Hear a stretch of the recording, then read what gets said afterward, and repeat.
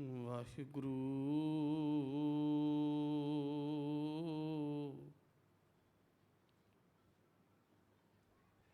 ਸਾਹਿਬ ਜੀ।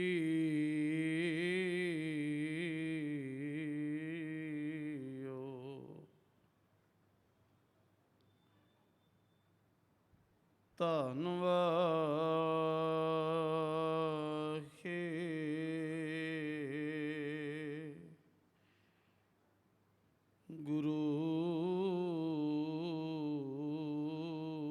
ਜੀ ਗੁਰ ਕੇ ਚਰਨ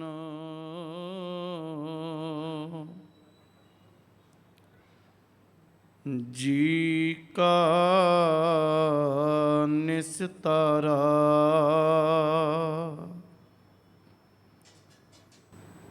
ਸਮੁੰਦ ਸਾਗਰ ਜਿਨ ਖਿਨ ਮੈਂ ਤਾਰਾ। ਕੋਈ ਹੋਆ ਕਰਮ ਰਤ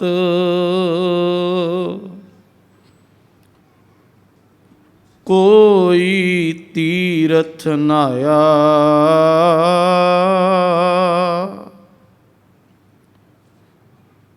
ਦਾਸੀ ਹਰ ਕਾ ਨਾਮ ਧਿਆਇਆ।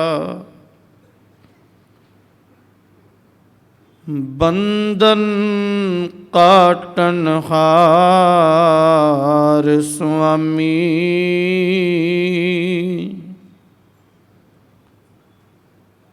ਜਨ ਨਾਨਕ ਸਿਮਰੈ ਅੰਤਰਜਾਮੀ।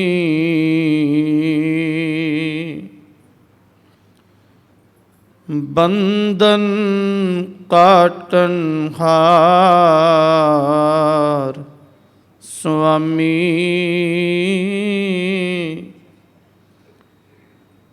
ਜਨ ਨਾਨਕ ਸਿਮਰੈ ਅੰਤਰਜਾਮੀ।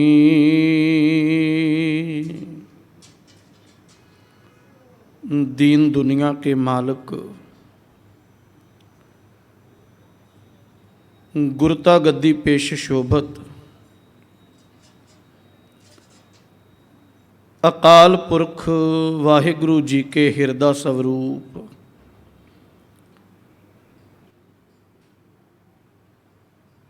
धन धन सतगुरु श्री गुरु ग्रंथ साहिब सच्चे पातशाह जी महाराज तीनों के पावन पवित्र चरणों में विराजमान सुशोभत सतगुरु का सुंदर स्वरूप गुरु खालसा साध संगत जियो।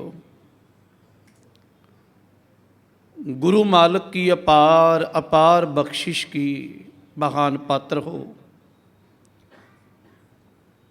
जो सतगुरु की संगत करने का सभी को सौभाग्य मिला है।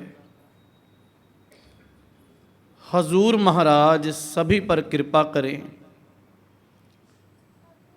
हमारी भावनाएं हमारी अरदास गुरु के चरणों में कबूल हो। आओ हजूर के दर घर की विचार इतिहास आपके समक्ष रखूं और समक्ष रखने से पहले साहिब के चरणों को परसते हुए सभी आशीष की दात बख्शिश करें। दोनों हाथ जोड़ हजूर के चरणों में हाजिरी लवाएं और उच्चारण करें वाहिगुरु जी का खालसा वाहिगुरु जी की फतेह। हजूर के दर घर के कीर्तनिए भाई गुरदेव सिंह जी कीर्तन गायन कर रहे थे। सत्कार योग भक्त कबीर जी का पावन वचन जो प्रभाती राग में उच्चारण किया हुआ है, दुनिया का कोई भी भावना वाला सिख है उसको ये वचन अच्छी तरह याद है। अव्वल अल्लाह नूर उपाया, कुदरत के सब बंदे एक नूर ते, सब जग उपजया कौन भले को बंदे। लोगा भरम ना भूलो पाई, खालक खल्क खल्क में खालक, पूर रहे हो सरब ठाई। माटी एक अनेक भांत कर साजी, साजनहार है। ना कश पोच माटी के भांडे, ना कश पोच कुंभारे। सब में सच्चा एको सोई, जिसका किया सब किश होई। हुक्म पछानै एको जानै, बंदा कहिए सोई। ये पूरा शब्द एक बात की ओर इशारा करता है। हजूर कहते हैं दो बोल, एक को हम कहते हैं भरम, एक को कहते हैं धर्म। मालिक के घर का ये वचन है, जिसके अंदर भरम बन जाए वो धर्मी नहीं हो सकता, लेकिन जो धर्म की ओर चलता है, धर्मी बनने का यत्न करता है, हजूर कहते हैं उसकी जिंदगी में भरम नहीं होता।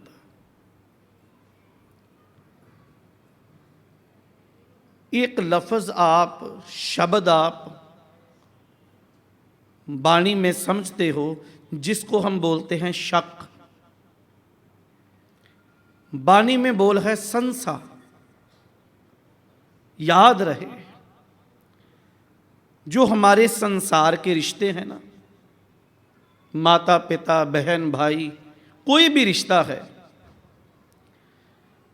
उसका एक आधार है, एक आधार पे तमाम रिश्ता है। वो आधार खिसक जाए, मिट जाए, रिश्ता भी बिखर जाता है। उसको क्या कहते हैं? विश्वास। कोई भी रिश्ता है, हम विश्वास करते हैं एक दूसरे पर।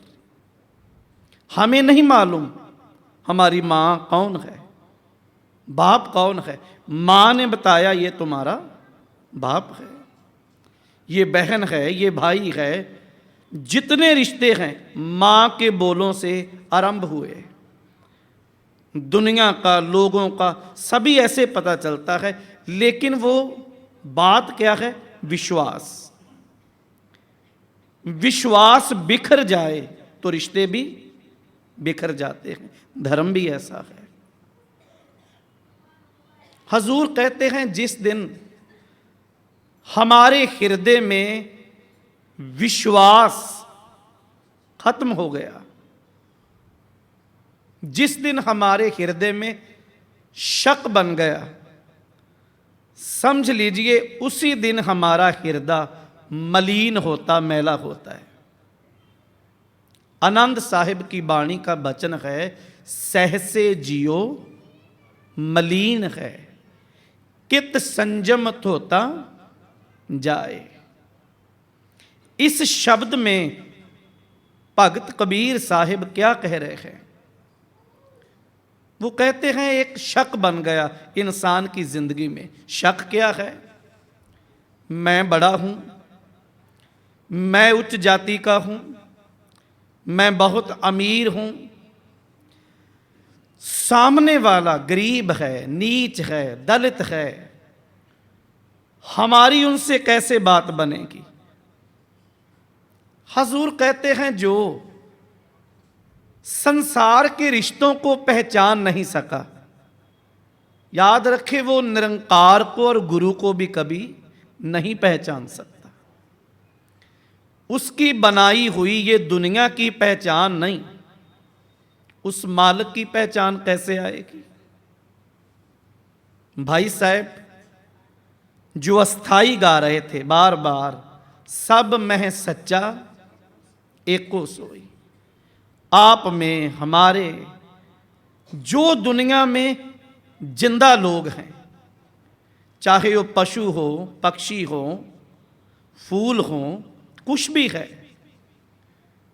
सभी में उसकी ज्योत है। जो सिख गुरु को मानने वाला ना,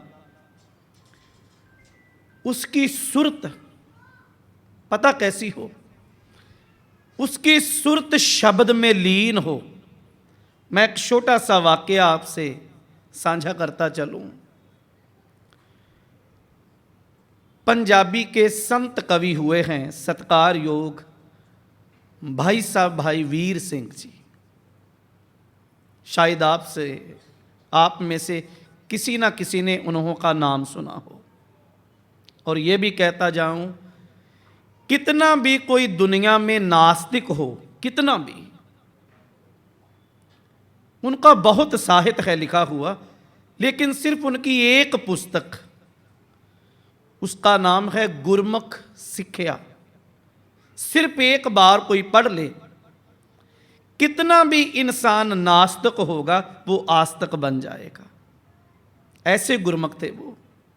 मैं उनका एक वाक्य साझा करूं और ये भी बताऊं, सचखंड श्री हरमंदिर साहिब में जो रोज़ाना फूलों के गुलदस्ते भेंट होते हैं ना,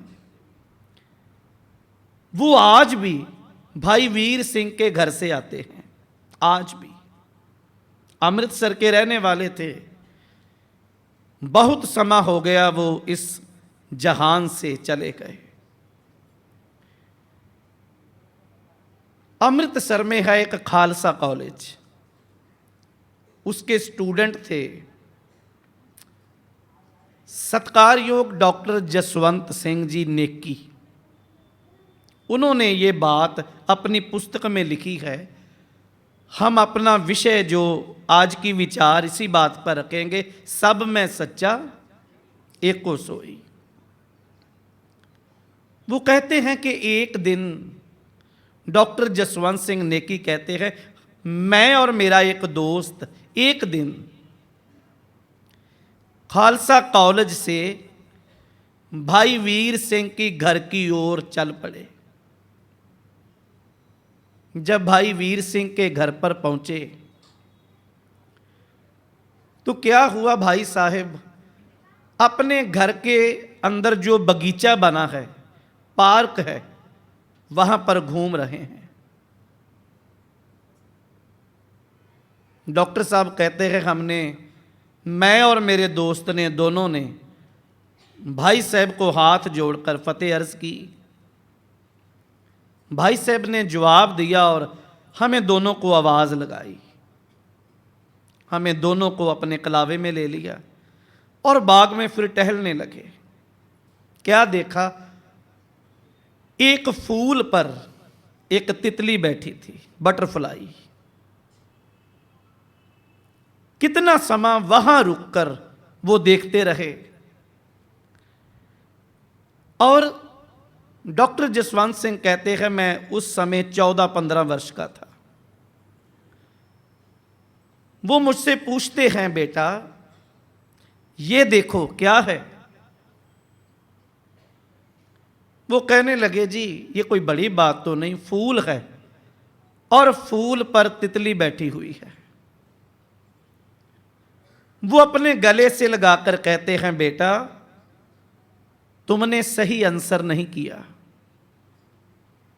तुम नित्यनेम नहीं करते, बाणी नहीं पढ़ते। कहने लगे, मैं हाथ जोड़ दिए, बोला कुछ नहीं। वो दूसरे को पूछते हैं, बेटा तुम बताओ क्या है ये, क्या हो रहा है, क्या महसूस कर रहे हो।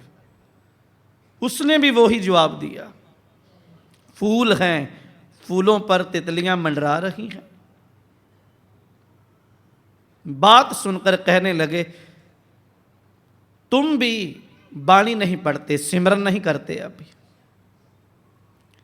वो कहने लगे, हमने दोनों ने पूछा, भाई साहब कृपा ये बताएं ये क्या हो रहा है।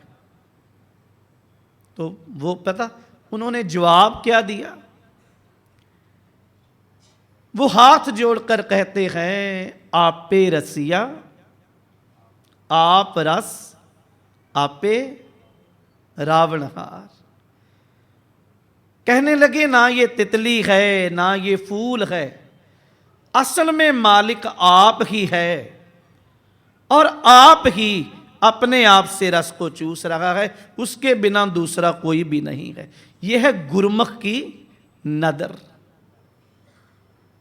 जिस दिन धर्म की समझ आएगी, सच बताऊं, कल हमने एक छोटी सी सिक्ख्या साझी की थी। गुरु नानक साहिब जिस दिन नूरे कोहड़ी के घर जाते हैं, दुनिया में बहुत कठिन है किसी कोहड़ी को अपने गल से लगाना।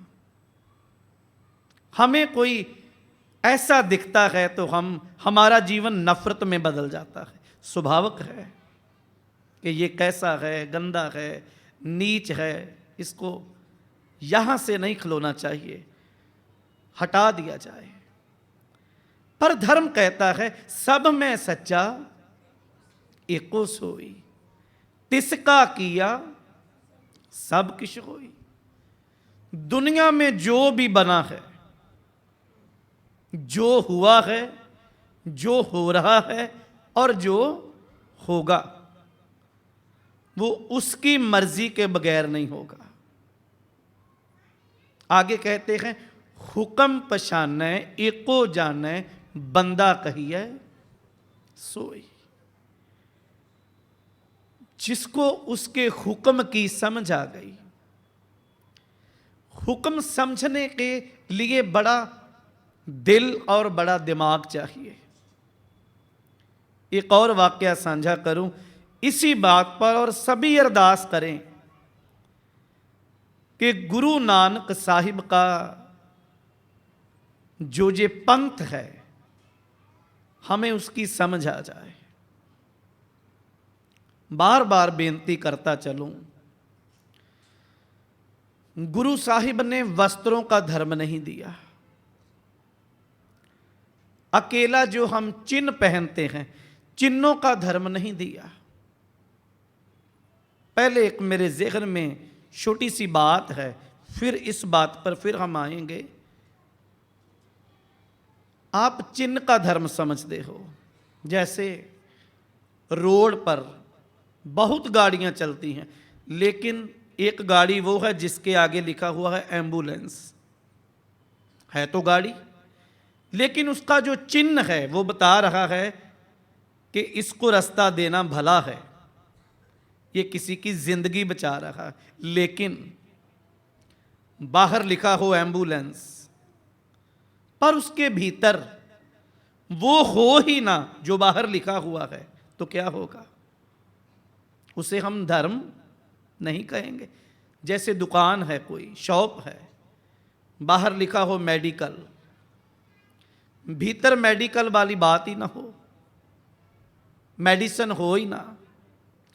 कोई ग्रोसरी की दुकान है, भीतर ग्रोसरी हो ही ना।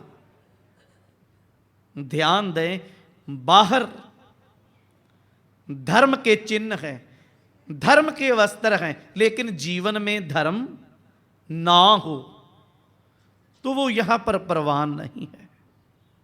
एक छोटी सी बात कहूं, 9 वर्ष की आयु है हजूर गुरु नानक साहिब की। बड़ा कार्यक्रम हुआ तलवंडी की धरती पे। कार्यक्रम क्या है? जनेऊ पहनने की रस्म। पंडित हरदयाल जी आए, हजूर के पिता सत्कार योग बाबा कल्याण दास को कहने लगे, कल्याण दास, तुम्हारे पुत्र की 9 वर्ष की आयु हो गई है, और हमारे वेद ये बात कहते हैं कि खत्री धर्म का बच्चा जब 9 वर्ष का हो जाए तो उसे जनेऊ पहनना जरूरी है। सो बड़ा कार्यक्रम हुआ। गांव के लोग, रिश्तेदार, सभी भाईचारा गुरु नानक साहब के घर में इकट्ठा हुआ। पंडित हरदयाल जी आए, चंदन की चौकी पर विराजमान हुए। अपने पास जो थैला था उससे उन्होंने सूतर के धागे निकाले, 7 धागे लेकर एक जनेऊ बनाना शुरू कर दिया। जनेऊ को गांठें डाली और जब वेद मंत्र पढ़कर उन्होंने कहा गुरु नानक को कि नानक, उनके लिए तो बच्चे थे वो, बेटा नजदीक आओ, जनेऊ पहनने की रस्म अदा होएगी। हजूर ने पंडित जी का हाथ पकड़ा, कहने लगे मेरा एक सवाल है, मैं कुछ पूछना चाहता हूं। क्या? लोग हैरान हुए। आज तक पंडित जी को कभी किसी ने प्रश्न नहीं किया था। हमारी यही प्रॉब्लम है, नौजवान बच्चे बैठे, मैं तब ये बात शुरू की है। धर्म किसी रीत का, लीक का नाम नहीं है कि जो बड़े करते थे हम भी वही करते चले, मालूम किसी को भी कुछ ना हो। धर्म वो तो नहीं है। हमें हर बात मालूम हो, माथा क्यों टेका जाता है? क्यों झुकते हैं हम? परिक्रमा का क्या मतलब है? सिजदा करते हैं तो क्यों करते हैं? बात तो समझ आनी चाहिए ना। जब भी कोई मन में बात आए तो सवाल जरूर किया करो। चाहे कोई प्रचारक हो, अपने मां बाप हो, पूछोगे तो कभी ना कभी उसका जवाब जरूर मिलेगा। पहले लोग सभी जनेऊ पहनते थे, लेकिन आज बड़ी हैरानी हुई जब हाथ पकड़ लिया। ठहरो, पहला सवाल है, जनेऊ क्यों पहनाया जाता है? जवाब दिया, बेटा धर्म की रीत है, इसे पहनने से इंसान धर्मी बनता है। कहने लगे ठीक है, लेकिन पंडित जी मैंने आज तक अपनी मां को, अपनी बहन को जनेऊ धारण करते नहीं देखा। मैंने नहीं देखा मेरी बहन ने पहना हुआ हो या मेरी मां ने पहना हो। पंडित जी कहते हैं बेटा वेद जो हैं, शास्त्र जो है, वो औरत को जनेऊ पहनने का हक नहीं देते। हजूर कहते हैं ये कैसा धर्म है? जो आदमी है, मेल है, वो धर्मी बन सकता है, जिसकी कोख से जन्म लिया हो वो धर्मी हो ही नहीं सकती। ये कैसा धर्म है? पंडित जी को जवाब नहीं आ रहा। कहने लगे मुझे इस बात का कोई ज्ञात नहीं, जो वेद कहते हैं मैं तो यो बता रहा हूं। कहने लगे चलो कोई बात नहीं, दूसरी बात बताओ। मैं पहनना चाहता हूं जनेऊ, लेकिन जैसा आपने पहना है। आपका जनेऊ तो बहुत सुंदर है। क्यों? क्योंकि ब्राह्मण जो है वो रेशम का पहनते थे। कहने लगे ये भी नहीं हो सकता, मैं उच्च जाति का हूं। हमारी बात चल रही है सब में सच्चा एक सोई। मैं उच्च जाति का हूं, तुम छोटी जाति के हो। मैं रेशम पहनूंगा, तुम सूत पहनो। वैश्य के लिए और शूद्र के लिए और। कहने लगे चलो कोई बात नहीं, एक बात और पूछना चाहता हूं। जब मैं आज धर्मी हो जाऊं, जनेऊ पहन लूं, तुम जितने लोग बैठे हैं तलवंडी के, पंडित जी सभी के सामने एक वादा करो। वो वादा क्या है? तुम ये वादा करते हो कि मैं आज के बाद, जनेऊ पहनने के बाद मैं धर्मी बन जाऊंगा। धर्मी बनना क्या है? जिसकी आंखें सच देखना शुरू करता है, जिसके कान सच सुने, जिसकी जुबान सच बोले, जिसकी जिंदगी का कर्म सत्य हो जाए। कहने लगे बताओ, मेरी आंखें, मेरे कान, मेरी जुबान, मेरे हाथ, मेरे पांव सभी आज सत्य की ओर चल पड़ेंगे। पंडित जी के हाथ जुड़ गए। कहने लगे यहां पर तुम्हारी उडारी है, मैं ऐसा सोच भी नहीं सकता। अभी हजूर एक बात कहते हैं, वाणी का वचन है, तग न इंद्री तग न नारी। सुबह में भी बात की थी, इंद्रे हाथ पैर जुबान अखा। तग न इंद्री तग न नारी, भलके थुक पवै नित दाड़ी। तग न पैरी तग न हथी, तग न जिहवा तग न अखी। वे तग्गा आपे वतै, वट धागे अवरा कतै। ले भाड़ करे वियाह, कड कागल दसे राह। सुन वेखो लोका एह वेडान, मन अंधा नाउ सुजा।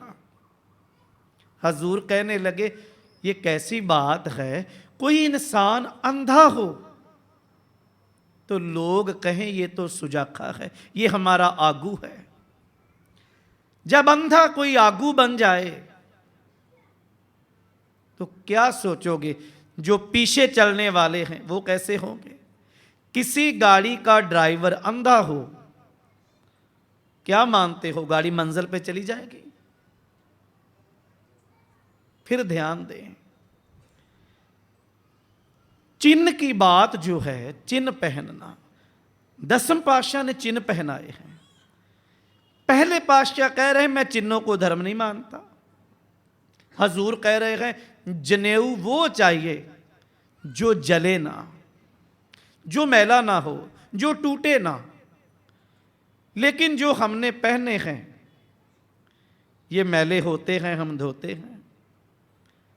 ये आग में जलेगा भी एक दिन, ये पुराना भी होगा। तो बात क्या है? बात असल में ये है, जो चिन्ह है, चिन्ह के साथ एक मैसेज है।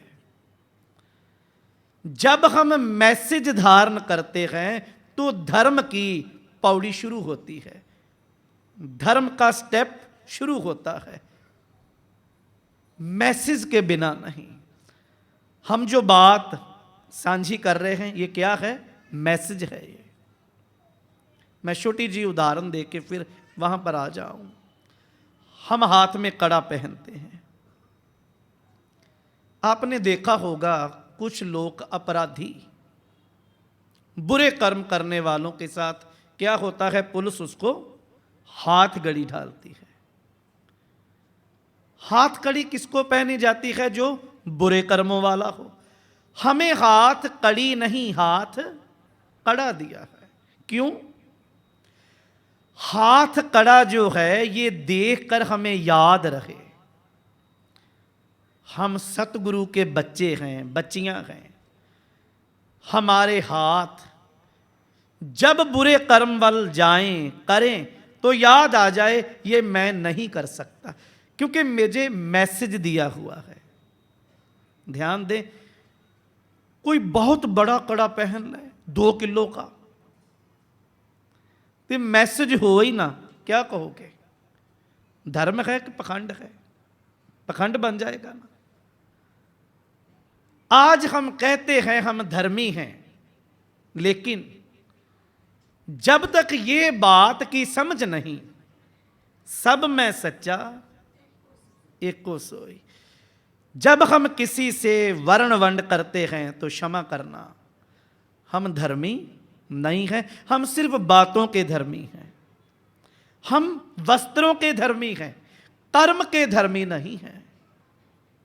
एक बात और कहूं, अरदास में रोज एक बोल पंथ की अरदास में पुकारा जाता है, कहा जाता है प्रथमे सरबत खालसा जी की अरदास है। सरबत खालसा जी को वाहे गुरु वाहे गुरु वाहे गुरु चित आवे। कहने को तो एक बार भी कह सकते हो, 3 बार क्यों कहा जा रहा है?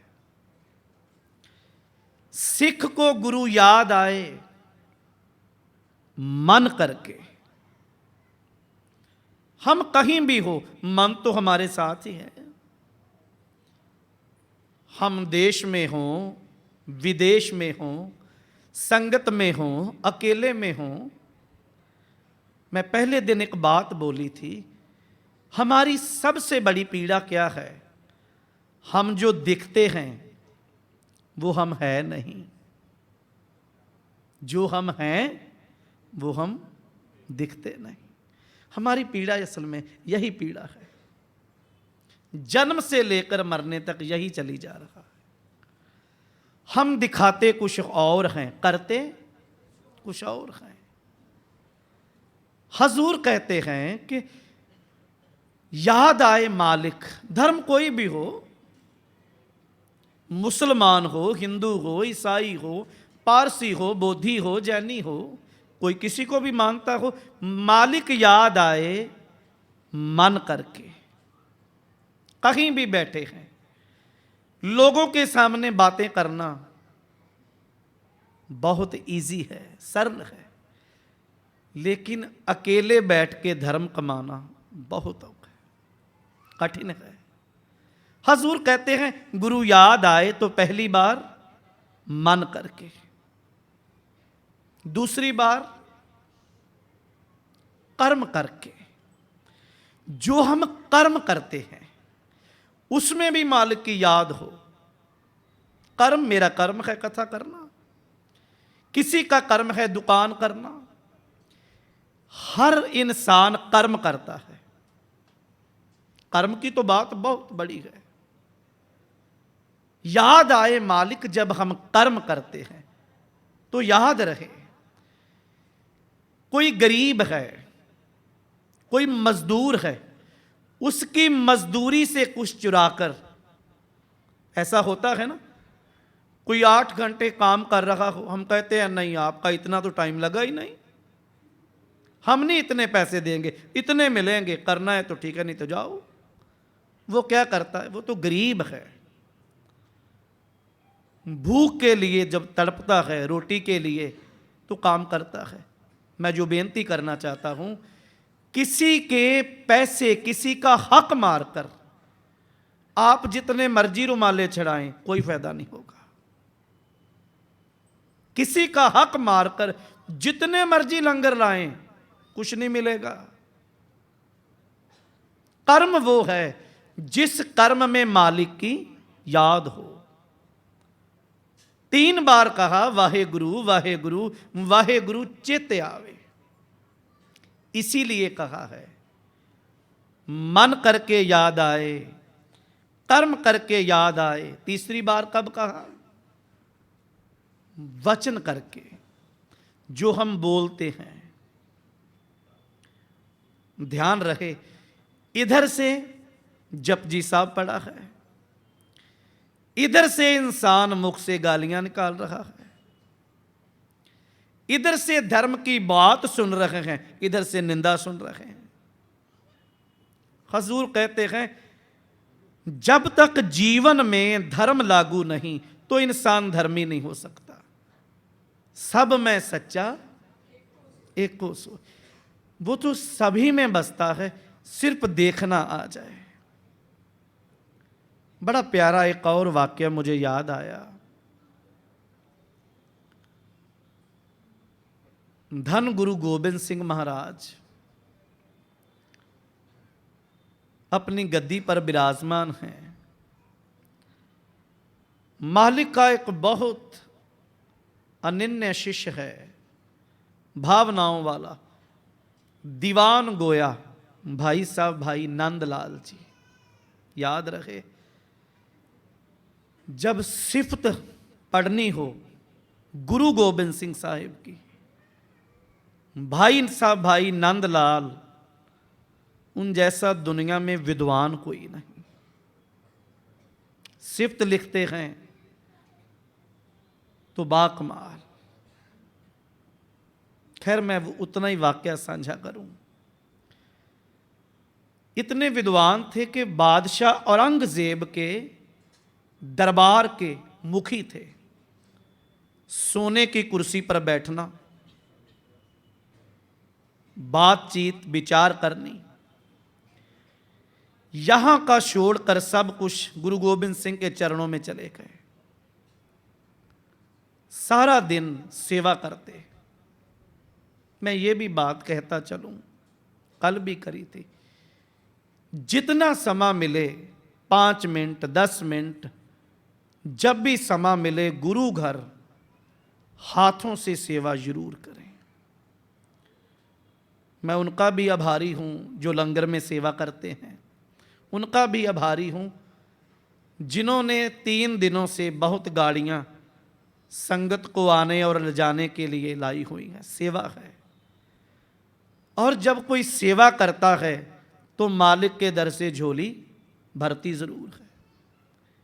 भाई साहब भाई नंदलाल अक्सर बर्तनों की और जूतों की सेवा करते थे। एक दिन गुरु साहिब ने देखा कि भाई साहब के जो वस्त्र हैं वो बहुत पुराने हो गए, बहुत थां से फट रहे हैं। कपड़ा ला ला कर उन्होंने उसको सिया है। हजूर के सामने आए, माथा टेका। महाराज कहने लगे ये कैसी हालत बना रखी है। कहने लगे महाराज आपके चरणों में चाहिए, आपके चरण मेरे हृदय में चाहिए, आपके चरणों में थां चाहता हूं और कुछ नहीं। महाराज कहने लगे बैठो। बैठ गए। उन दिनों में बहुते सिख काबल कंधार वहां गजनी पर बसते थे। कोई काबल से बहुत बड़ा अमीर सिख आया। उन्होंने महाराज को चोला भेंट किया जिस पे हीरे की कनियां, ऐसे कहिए कि बहुत महंगा चोला था जो भेंट किया हजूर को। कहने लगे महाराज मैं ये भेंट आपके चरणों में भेंट कर रहा हूं, मेरा मन है एक बार आप पहन कर दिखाइए। हजूर ने वो पहना, मन खुश हुआ, महाराज बहुत सुंदर लगता है। हजूर ने वो अपना वस्त्र उतारा, भाई नंदलाल की झोली में डाल दिया, तुम पहनो। उन्होंने मस्तक को लगाकर अपनी झोली में रख लिया। दीवान की समाप्ति हुई। हजूर भी अपने घर में चले गए, संगत भी कोई लंगर छकने के लिए, कोई आसे पासे घर में चला गया। भाई साहब भाई नंदलाल दीवान की सेवा करने लगे। जो दरियां थी वो इकट्ठी करने लगे। 5-10 और सिख काम कर रहे थे, वहां पर सेवा कर रहे थे। इतने में एक भिखारी आया। भिखारी आके पूछने लगा मैंने गुरु गोविंद सिंह साहब से मिलना है। सिख कहने लगे अभी तो दीवान की समाप्ति हो गई, रात शुरू है, रात्रि का समय है। हजूर आराम गाह में चले गए, सुबह मिलेंगे। भाई नंदलाल कहते हैं कोई काम हो हमारे लायक तो बताओ। कहने लगा कोई बड़ी बात नहीं, छोटी सी अर्ज गुजारिश करनी थी हजूर को। क्या? कहने लगा ठंड का मौसम, सर्दी का मौसम शुरू हुआ है और मुझे बहुत ठंडी लगती है, कहीं से वस्त्र मिल जाता तो मैं हजूर का आभारी होता। भाई नंदलाल कहने लगे कोई बात नहीं, जो चोला गुरु साहिब ने सिख को दिया, सिख ने वही चोला भिखारी को भेंट कर दिया।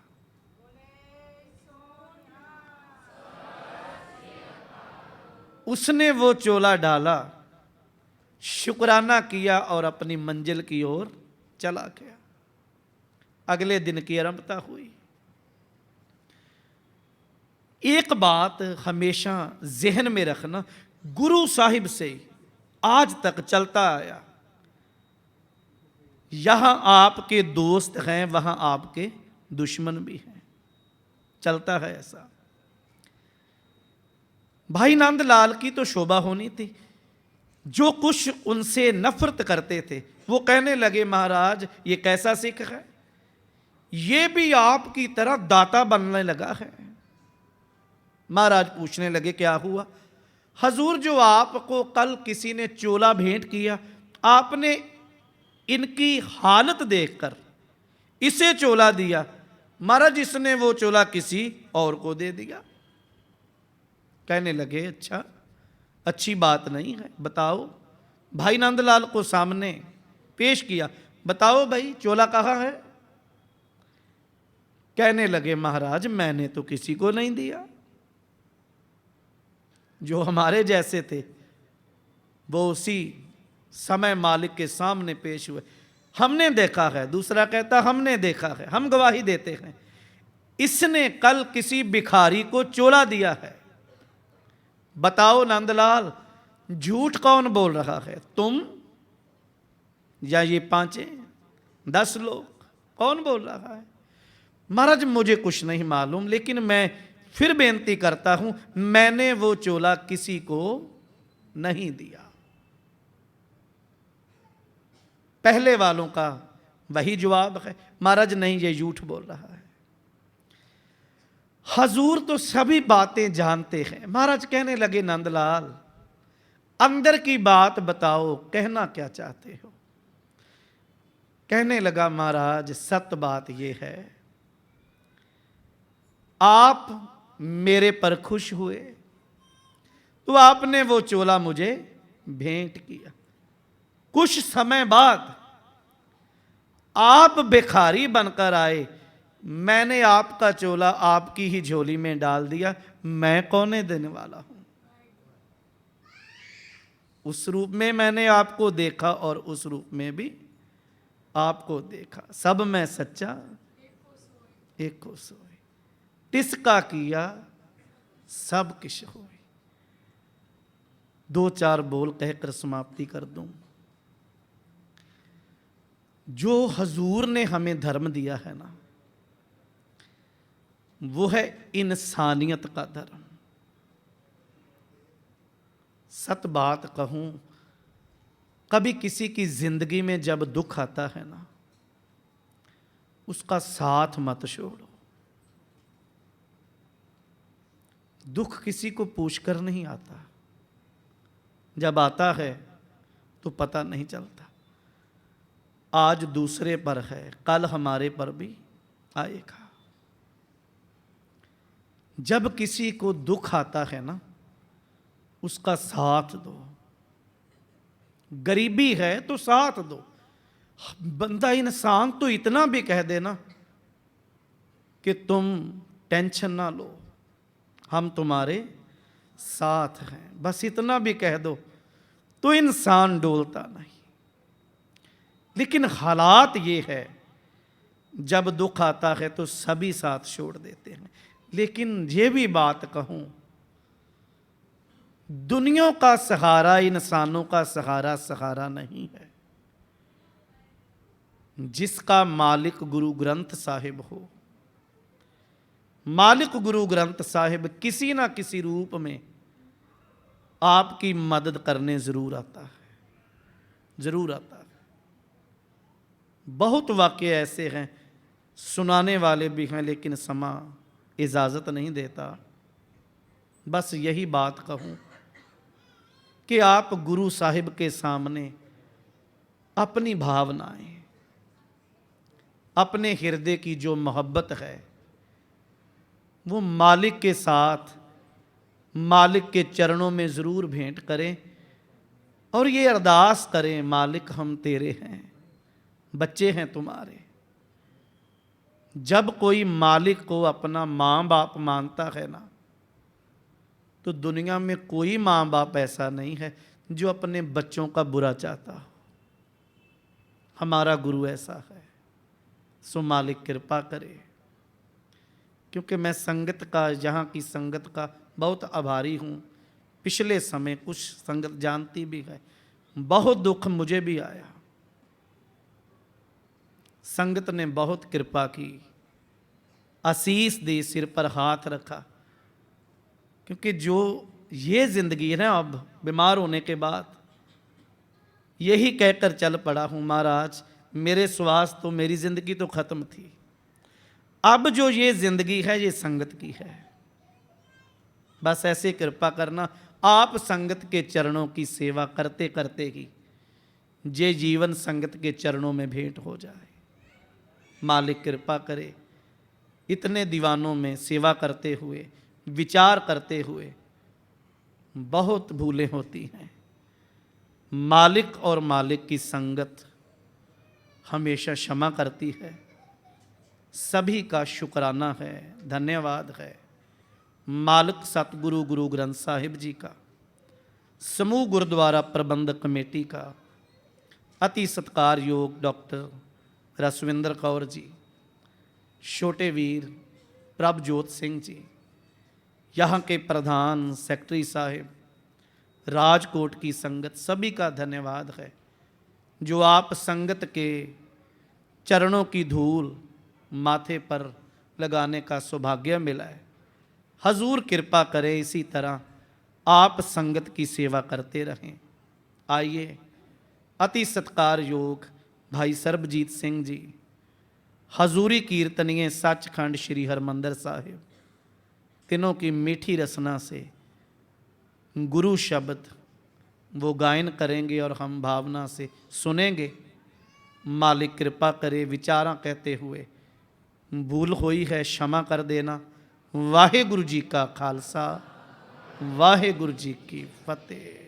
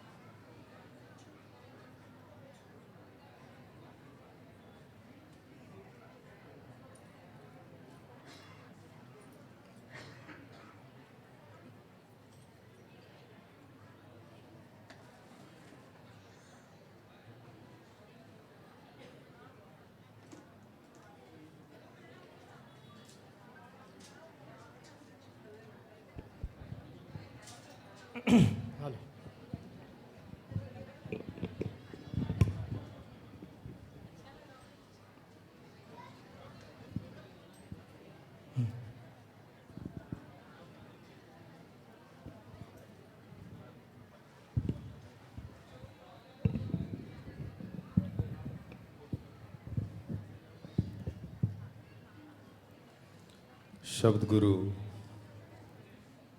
धन धन साहेब श्री गुरु ग्रंथ साहिब महाराज जी दी पवित्र हजूरी जुड़ के बैठी साजनवा जी, मानयोग साध संगत जी, फतेह तजवाब फतेह बुलाओ जी। वाहेगुरु जी का खालसा, वाहेगुरु जी की फतेह।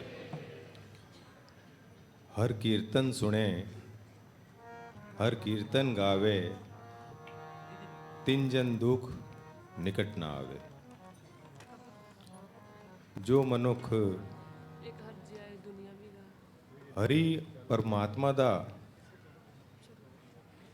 कीर्तन सुनदा है, करदा है, उसा ਕਦੀ ਦੁੱਖ ਉਹਦੇ ਨੇੜੇ ਨਹੀਂ ਆਉਂਦਾ। ਹਮੇਸ਼ਾ ਸੁਣਨ ਨੂੰ ਪ੍ਰਧਾਨਤਾ ਦਿੱਤੀ ਗਈ ਹੈ ਤੇ ਜਿੰਨਾ ਪੁੰਨ ਕੀਰਤਨ ਕਰਨ ਵਾਲੇ ਨੂੰ ਮਿਲਦਾ ਹੈ ਉਨਾ ਹੀ ਸੁਣਨ ਵਾਲੇ ਨੂੰ ਮਿਲਦਾ ਹੈ। ਕਲਯੁਗ ਵਿੱਚ ਜਦ ਕਿ ਕੀਰਤਨ ਨੂੰ ਪ੍ਰਧਾਨਤਾ ਦਿੱਤੀ ਗਈ ਹੈ, ਇਹ ਜੇ ਰਸੀਲੇ ਕੀਰਤਨ ਭਾਈ ਸਾਹਿਬ ਭਾਈ ਸਰਬਜੀਤ ਸਿੰਘ ਜੀ ਹਜੂਰੀ ਰਾਗੀ, ਜੋ ਕਿ ਆਪਣੇ ਮధుਰ ਕੰਠ ਤੇ ਪਾਕ ਰਸਨਾ ਰਾਹੀਂ ਉਸ ਅਕਾਲ ਪੁਰਖ ਦੀ ਕੀਮਤੀ ਬਾਣੀ ਦੀ ਉਸਤਤ ਕਰਦੇ ਹੋਏ ਜਿਸ ਤਰ੍ਹਾਂ ਸੰਗਤਾਂ ਨੂੰ ਨਿਹਾਲ ਕਰਨੇ ਨੇ, ਅਸੀਂ ਗੁਰੂ ਮਹਾਰਾਜ ਅੱਗੇ ਇਹ ਬੇਨਤੀ ਕਰਦੇ ਹਾਂ ਕਿ ਹਮੇਸ਼ਾ ਹੀ ਉਹਨਾਂ ਨੂੰ ਤੇ ਨਾਲ ਹੀ ਉਹਨਾਂ ਦੇ ਪੂਰੇ ਜੱਥੇ ਨੂੰ ਚੜ੍ਹਦੀ ਕਲਾ ਬਖਸ਼ਣ। ਨਾਲੇ ਹੀ ਭਾਈ ਸਾਹਿਬ ਗੁਰਦੀਪ ਸਿੰਘ ਜੀ ਕਪੂਰਥਲਾ ਵਾਲੇ, ਕਿ ਜਿਨ੍ਹਾਂ ਨੂੰ ਬੜਾ ਹੀ ਡੂੰਘਾ ਅਭਿਆਸ ਹੈ ਤੇ ਡੂੰਘੀ ਸੋਚ ਹੈ, ਆਪਣੀ ਕਥਾ ਰਾਹੀਂ ਪਿਛਲੇ 3 ਦਿਨਾਂ ਤੋਂ ਸੰਗਤਾਂ ਨੂੰ ਨਿਹਾਲ ਕਰ ਰਹੇ ਨੇ। ਮੈਂ ਸਾਰੀ ਹੀ ਸੰਗਤਾਂ ਗੁਰਦੁਆਰਾ ਸ੍ਰੀ ਗੁਰੂ ਸਿੰਘ ਸਭਾ ਟਰਸਟ ਤੇ ਵਰਕਿੰਗ ਕਮੇਟੀ ਵੱਲੋਂ ਭਾਈ ਸਾਹਿਬ ਭਾਈ ਸਰਬਜੀਤ ਸਿੰਘ ਜੀ ਤੇ ਭਾਈ ਸਾਹਿਬ ਗੁਰਦੀਪ ਸਿੰਘ ਜੀ ਦਾ ਅਤ ਧੰਨਵਾਦ ਕਰਦਾ ਹਾਂ ਕਿ ਜਿਨ੍ਹਾਂ ਨੇ ਇਧਰ ਜਾਮਨਗਰ ਆ ਕੇ ਗੁਰਦੁਆਰਾ ਸਾਹਿਬ ਵਿੱਚ ਹਾਜ਼ਰੀ ਭਰ ਕੇ ਸੰਗਤਾਂ ਨੂੰ ਨਿਹਾਲ ਕੀਤਾ ਹੈ। ਤੇ ਨਾਲੇ ਹੀ ਸਾਰੇ ਉਹ ਵੀਰਾਂ ਭੈਣਾਂ ਦਾ ਕਿ ਜਿਨ੍ਹਾਂ ਨੇ ਲਗਾਤਾਰ 3 ਦਿਨ ਤੱਕ ਇਸ ਸਮਾਗਮ ਵਿੱਚ ਆਪਣੀ ਸੇਵਾ ਦਿੱਤੀ ਹੈ। ਤੇ ਮੈਂ ਗੁਰੂ ਮਹਾਰਾਜ ਦੀ ਬਖਸ਼ਿਸ਼ ਦੇ ਤੌਰ ਤੇ ਜਿਹੜੇ ਪਰਿਵਾਰਾਂ ਨੇ ਸੇਵਾ ਕੀਤੀ ਹੈ, ਉਹਨਾਂ ਨੂੰ ਮੈਂ ਗੁਰੂ ਮਹਾਰਾਜ ਦੀ ਬਖਸ਼ਿਸ਼ ਦੇ ਤੌਰ ਤੇ ਸਿਰੋਪੇ ਲੈਣ ਵਾਸਤੇ ਬੇਨਤੀ ਕਰਾਂਗਾ।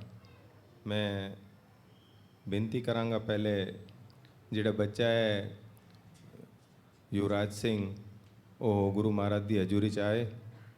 ਤੇ ਮੈਂ ਬੇਨਤੀ ਕਰਾਂਗਾ ਸਾਡੇ ਕਮੇਟੀ ਮੈਂਬਰ ਵਿਕਾਸ ਲਾਂਬਾ ਨੂੰ ਕਿ ਉਹ ਗੁਰੂ ਮਹਾਰਾਜ ਦੀ ਬਖਸ਼ਿਸ਼ ਦੇ ਤੌਰ ਤੇ ਸਿਰੋਪਾ ਦੇਵੇ। ਇਹ ਬੱਚੇ ਦਾ ਕੱਲ੍ਹ ਜਨਮ ਦਿਨ ਸੀ ਤੇ ਵੈਸੇ ਅਮੂਮਨ ਜਿਸ ਦਿਨ ਪ੍ਰੋਗਰਾਮ ਹੁੰਦਾ ਹੈ ਉਸੇ ਦਿਨ ਇਹ ਭੇਟਾ ਦਿੱਤੀ ਜਾਂਦੀ ਹੈ, ਪਰ ਇਹ ਪ੍ਰੋਗਰਾਮ ਚੱਲ ਰਿਹਾ ਸੀ ਤੇ ਸਾਰਿਆਂ ਨੇ ਇਹ ਇੱਕ ਡਿਸੀਜਨ ਲਿੱਤਾ ਕਿ ਸਾਰੇ ਹੀ ਇੱਕੋ ਦਿਨ ਇੱਕੋ ਵਾਰੀ ਕੀਤਾ ਜਾਏ।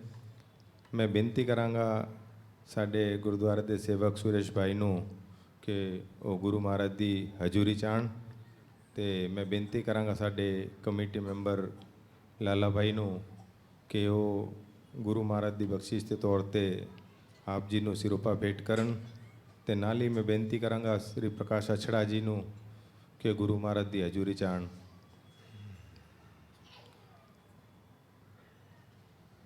ਬੋਲੇ ਸੋ ਨਿਹਾਲ। ਪ੍ਰਕਾਸ਼ ਅਛੜਾ ਜੀ ਗੁਰੂ ਮਹਾਰਾਜ ਦੀ ਹਜ਼ੂਰੀ 'ਚ ਆਉਣ। ਤੇ ਬੇਨਤੀ ਕਰਾਂਗਾ ਲਾਲਾ ਭਾਈ ਨੂੰ ਕਿ ਇਹਨਾਂ ਨੂੰ ਸਿਰੋਪੇ ਨਾਲ ਨਵਾਜਿਆ ਜਾਏ।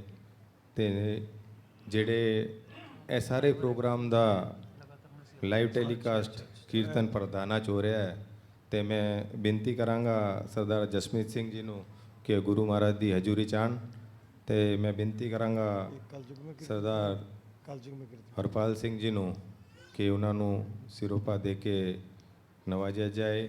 ਬੜੀ ਹੀ ਮਿਹਨਤ ਦੇ ਨਾਲ ਇਹਨਾਂ ਨੇ ਬੜੀ ਹੀ ਬਹੁਤ ਅੱਛੀ ਤਰ੍ਹਾਂ ਨਾਲ ਇਹ ਪੂਰਾ ਹੀ ਲਾਈਵ ਟੈਲੀਕਾਸਟ YouTube ਰਾਹੀਂ ਕੀਤਾ ਹੈ ਤੇ ਦੇਸ਼ ਵਿਦੇਸ਼ਾਂ ਵੀ ਸੰਗਤਾਂ ਨੇ ਇਹਨਾਂ ਨੂੰ ਵੇਖਿਆ ਹੈ। ਔਰ ਮੈਂ ਬੇਨਤੀ ਕਰਾਂਗਾ ਬੋਲੇ ਸੋ ਨਿਹਾਲ। ਮੈਂ ਬੇਨਤੀ ਕਰਾਂਗਾ ਦੋਸ਼ੀ ਭਾਈ ਨੂੰ ਜਿਨ੍ਹਾਂ ਨੇ ਸਾਊਂਡ ਦੀ ਸਰਵਿਸ ਦਿੱਤੀ ਹੈ ਤੇ ਗੁਰੂ ਮਹਾਰਾਜ ਦੀ ਹਜ਼ੂਰੀ ਚਾਹਣ ਲਗਾਤਾਰ 3 ਦਿਨ ਤੱਕ ਇਹ ਸਾਰੇ ਹੀ ਆਪਣੀ ਸੇਵਾ ਆਪਣੀ ਡਿਊਟੀ ਬੜੀ ਖੂਬ ਨਿਭਾਈ ਹੈ। ਮੈਂ ਬੇਨਤੀ ਕਰਾਂਗਾ ਸਾਡੇ ਕਮੇਟੀ ਮੈਂਬਰ ਕੁਲਮੀਤ ਸਿੰਘ ਮੱਲੀ ਜੀ ਨੂੰ ਕਿ ਆ ਕੇ ਉਹਨਾਂ ਨੂੰ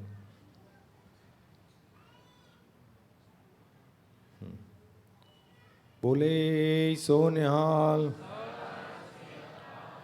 ਹੋਰ ਵੀ ਸਾਰੇ ਹੀ ਜਿਨ੍ਹਾਂ ਨੇ ਵੀ ਆਪਣੀ ਸੇਵਾ ਦਿੱਤੀ ਹੈ ਜੀ, ਅਣਗਿਣਤ ਸੇਵਾ ਹੈਗੀ ਜਿਹੜੀ ਲਗਾਤਾਰ 3 ਦਿਨਾਂ ਤੋਂ ਚੱਲ ਰਹੀ ਹੈ ਤੇ ਹਰੇਕ ਦਾ ਨਾਂ ਲੈਣਾ ਇਧਰ ਮੁਮਕਿਨ ਨਹੀਂ ਹੈ ਕਿਉਂਕਿ ਸਮਾਂ ਕਾਫੀ ਘੱਟ ਹੈ ਤੇ ਭਾਈ ਸਾਹਿਬ ਜੀ ਸਟੇਜ ਤੇ ਆ ਗਏ ਨੇ ਤੇ ਨਾਲੇ ਹੀ ਮੈਂ ਸਾਡੇ ਗੁਰਦੁਆਰਾ ਸ੍ਰੀ ਗੁਰੂ ਸਿੰਘ ਸਭਾ ਦੇ ਜਥੇ ਭਾਈ ਸਾਹਿਬ ਗੁਰਦੇਵ ਸਿੰਘ ਜੀ ਔਰ ਉਹਨਾਂ ਦਾ ਜਥਾ ਦਾ ਵੀ ਆਭਾਰੀ ਹਾਂ ਕਿ ਜਿਨ੍ਹਾਂ ਨੇ ਇਹ ਤਿੰਨੋਂ ਪ੍ਰੋਗਰਾਮ ਦੁਆਰਾ ਦਿਨਾਂ 'ਚ ਆਪਣੀ ਖੂਬ ਸਹਾਇਤਾ ਦਿੱਤੀ ਹੈ। ਜਿਹੜੇ ਵੀ ਬੱਚਿਆਂ ਨੇ ਕਾਰ ਦੀ ਸੇਵਾ ਔਰ ਅਨਿਆ ਸੇਵਾ ਜਿਨ੍ਹਾਂ ਨੇ ਤਨ ਮਨ ਧਨ ਨਾਲ ਸੇਵਾ ਕੀਤੀ ਹੈ ਗੁਰੂ ਮਹਾਰਾਜ ਆਪੇ ਹੀ ਜਾਣੀ ਜਾਣ ਹੈ। ਗੁਰੂ ਮਹਾਰਾਜ ਸਾਰਿਆਂ ਨੂੰ ਚੜ੍ਹਦੀ ਕਲਾ ਬਖਸ਼ਣ। ਔਰ ਸੁਭਾਵਿਕ ਹੈ ਜਦ ਕਿ ਇੰਨਾ ਵੱਡਾ ਸਮਾਗਮ ਹੋ ਰਿਹਾ ਹੈ ਤੇ ਕਮੇਟੀ ਦੀ ਵਰਕਿੰਗ ਵਿੱਚ ਜਾਂ ਕੰਮ ਕਾਰਵਾਈ ਵਿੱਚ ਗਲਤੀ ਹੋਣੀ ਸੁਭਾਵਿਕ ਹੈ। ਅਗਰ ਸੋ ਗਲਤੀ ਹੋਈ ਹੈ ਤੇ ਸੰਗਤ ਮਾਫੀ ਬਖਸ਼ਣਹਾਰ ਹੈ। ਭੁੱਲ ਚੁੱਕ ਦੀ ਖਿਮਾ ਫਤਿਹ ਦੀ ਸਾਂਝ ਬੁਲਾਓ ਜੀ। ਵਾਹਿਗੁਰੂ ਜੀ ਕਾ ਖਾਲਸਾ ਵਾਹਿਗੁਰੂ ਜੀ ਕੀ ਫਤਿਹ।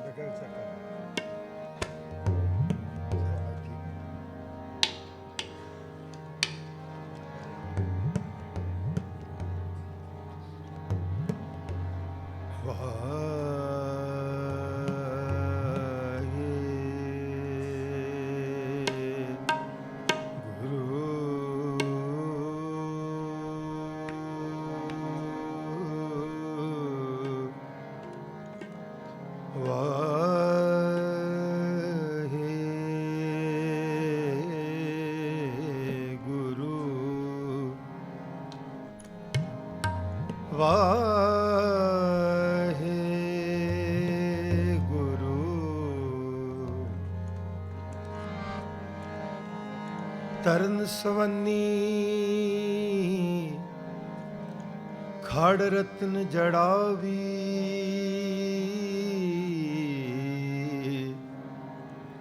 ਹਰ ਪ੍ਰੇਮ ਪੁਰਖ ਮਨ ਉਠਾਵੀ।